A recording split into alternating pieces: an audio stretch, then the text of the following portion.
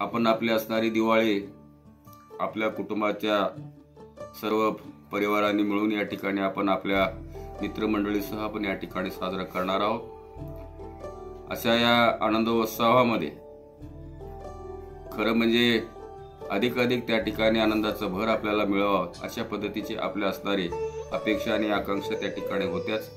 तशा परिस्थितीमध्ये गेल्या दीड वर्षाच्या कालावधीमध्ये ज्या पद्धतीने आपण या सगळ्या आनंदायी उत्सवामध्ये हिरमोळ या ठिकाणी आपल्याला व्हावं लागलं हे काय नव्याने सांगण्याची आपल्याला काही मला काही वेगळं गरज वाटत नाही।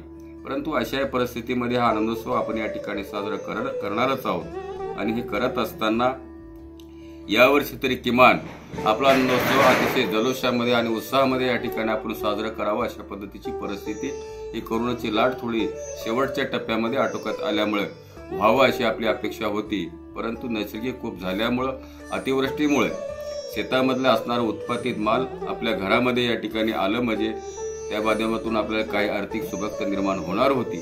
तीही परिस्थिती निसर्गाने या ठिकाणी आपल्याकडून हिरावून घेतलेली आहे।